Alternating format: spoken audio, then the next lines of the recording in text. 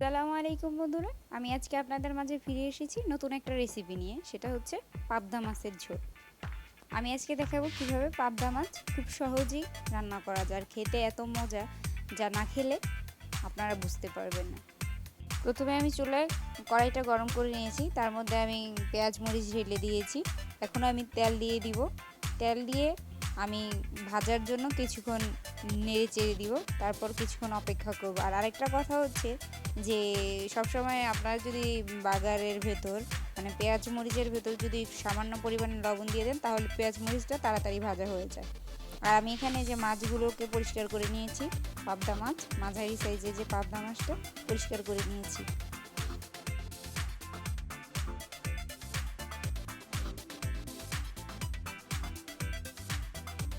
এখন আমি পাবদা মাছের মধ্যে কিছুটা হলুদ, কিছুটা মরিচ আর কিছুটা লবণ দিয়ে মেখে রেখে দিব, যেন ভিতরে লবণটা ঢুকে বা রঙটা দেখতে সুন্দর লাগে, সেজন্য আমি মেখে রেখে দিব।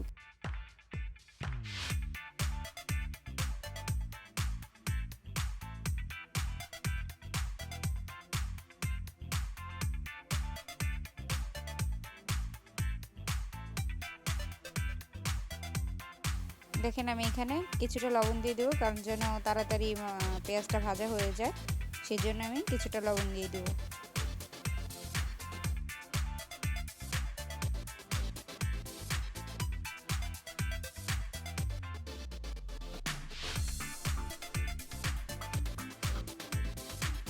পেঁয়াজটা অলরেডি ভাজা হয়ে গেছে। এখন আমি এর মধ্যে আদা রসুন আর জিরার যে বাটা সেটা আমি দিয়ে দিব, দিয়ে কিছুক্ষণ ভাজা ভাজা করব। কারণ তেলের ভেতর যদি আপনি আদা রসুনটা ভাজেন তাহলে কিন্তু একটা সুন্দর ঘ্রাণ আসে, আর এমনিতে যদি পানি দেওয়ার পর দিয়ে দেন তাহলে কাঁচা কাঁচা একটা গন্ধ আসে। সেজন্য আমি ভালো করে এটাকে ভেজে তারপরে পানি ঢালবো।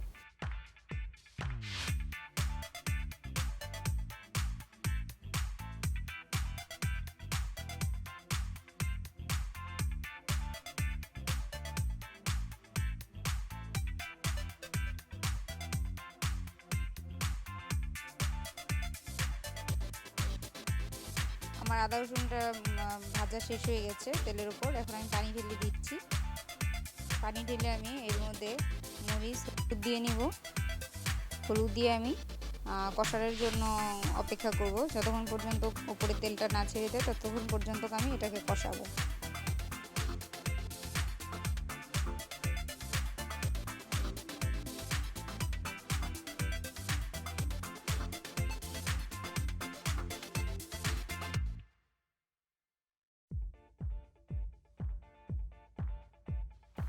অলরেডি আমার মশলাটা কষে গেছে। এখন এর মধ্যে আমি পাবদা মাছগুলো ছেড়ে দিব কষানোর জন্য। সামান্য একটু পানি দিয়ে দিব, তারপরে আমি মাছটাকে কষায় নেব।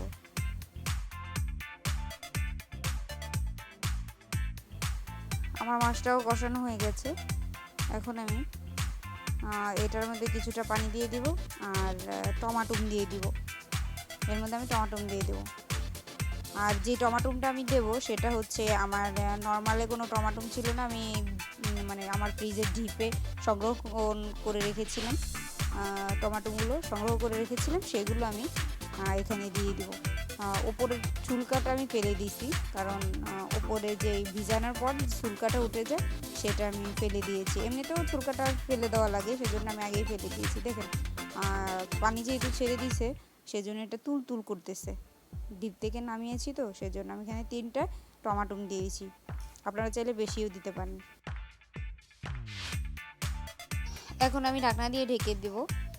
তারপর আমি অপেক্ষা করব যে এটা ভালো করে যেন সেদ্ধ হয়, সেজন্য। এখন আমি ঢাকনাটা উঠিয়ে নিয়েছি। দেখেন টমাটোটাও সেদ্ধ হয়ে গেছে, আর ঝোলগুলো একটু সামান্য টানাবো, তারপর আমি এটা নামিয়ে নেব। বারবার ঢাকনা উঠিয়ে নেড়ে দেওয়া লাগবে।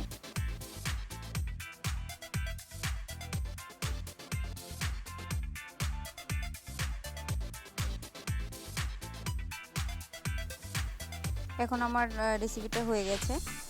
আমি এর মধ্যে পানি যেহেতু একটু শুকিয়ে এসেছে, এর মধ্যে আমি ধনেপাতা ছেড়ে দিব। ধনেপাতা দিয়ে আমি চুলার জালটা কমিয়ে দিব, যেন এটা আস্তে আস্তে হয়। আর আরেকটা কথা, এটা ঢেকে দিতে হবে, তাহলে হয়ে যাবে। এখন পাবদা ঝোল রান্না। ভিডিওটা ভালো লাগলে অবশ্যই একটা লাইক করবেন। আল্লাহ হাফেজ।